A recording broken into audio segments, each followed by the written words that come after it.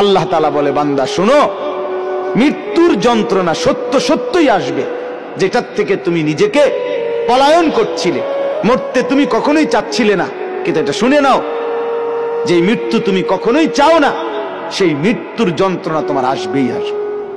সাকরাতুল মউত, হাত্তাকে এমনকি আল্লাহর নবী সাল্লাল্লাহু আলাইহি সাল্লাম পর্যন্ত ইন্তেকালের পূর্বে নবীজি হাদিসে স্পষ্ট আছে, আম্মা জান আয়েশা বলছেন, নবীজি সাল্লাল্লাহু আলাইহি সাল্লাম একটা বাটির মধ্যে পানি দিছে, আর নিজের পবিত্র ডান হাত মোবারক দিয়ে হাত দিয়া এই বাটির পানির মধ্যে চুবাইতেছিলেন, আর কপালের ঘাম মুছতেছিলেন নবীজি, আর বলতেছিলেন, লা ইলাহা ইল্লাল্লাহ ইন্না লিল মাউতি সাকারাত, আল্লাহ আপনি ছাড়া আর কোনো ইলাহ নাই, আহা মৃত্যুর তো বড়ই যন্ত্রণা। নবীজি বলতেছিলেন, খুদ রাসূল বলতেছে, যার কষ্ট হওয়ার কোনো কারণ নাই, শুধু আল্লাহ তাআলা দেখাচ্ছিলেন, বন্ধু আপনার উম্মতের হালাত কেমন হয়। নবীজি বলতেছিলেন, হায় মৃত্যুর তো বড় যন্ত্রণা।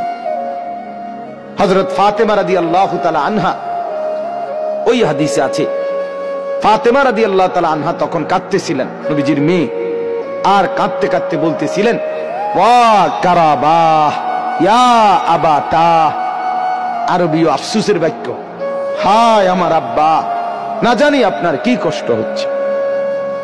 আল্লাহর নবীর সাথে সাথে বলছে, লা ইয়া ফাতেমা, না না ফাতেমা, কষ্ট হচ্ছে না, লাইসা আলা আবিকাল কারব বাদা হাদাল ইয়াউমি আবাদা।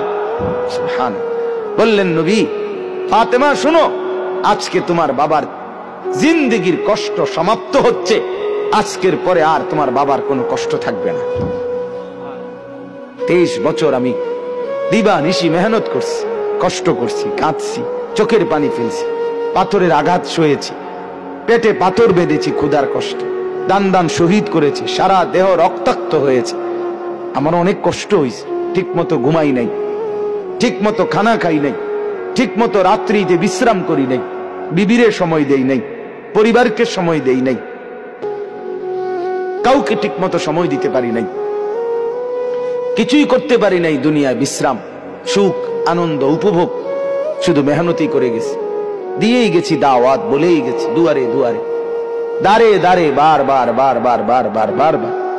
নবীজি সাল্লাল্লাহু আলাইহি সাল্লাম কিতাবের মধ্যে আছে, আরবি কিতাবে তারিখে ইবনে খাল্লিকান, 4000 বার, 4000 বার শুধু আবু জেহেলকে কালেমার দাওয়াত দিয়েছে।